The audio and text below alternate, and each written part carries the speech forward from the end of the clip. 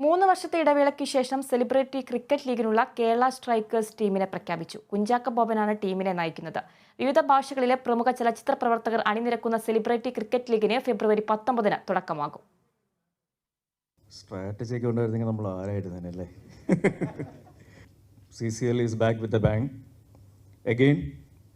ഇപ്രാവശ്യം അത് കുറച്ചുകൂടെ ഏറ്റവും നല്ല രീതിയിൽ നമ്മുടെ മനസ്സുകളിലേക്കും ആൾക്കാരിലേക്കും എത്തിക്കാനുള്ള ശ്രമം തീർച്ചയായിട്ടും നടക്കുന്നുണ്ട്.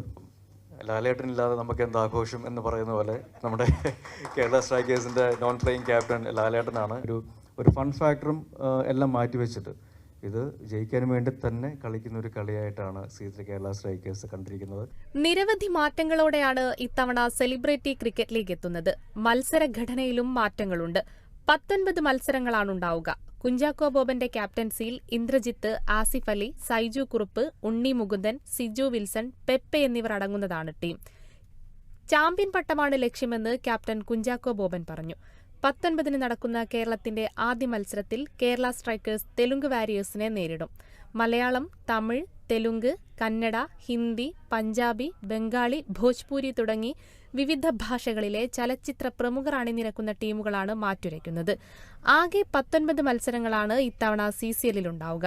സെലിബ്രിറ്റി ക്രിക്കറ്റ് ലീഗ് മത്സരങ്ങളിൽ ഏറ്റവും കൂടുതൽ ആരാധകരുള്ള ടീമാണ് കേരള സ്ട്രൈക്കേഴ്സ്. കഴിഞ്ഞ കാലങ്ങളിലെ മികച്ച പ്രവർത്തനങ്ങളിലൂടെയാണ് ടീം ആരാധകരുടെ ഹൃദയത്തിൽ ഇടം നേടിയത്. 2014-17 വർഷങ്ങളിൽ കേരള സ്ട്രൈക്കേഴ്സ് ആയിരുന്നു runner-up. Kerala vision news, Kochi.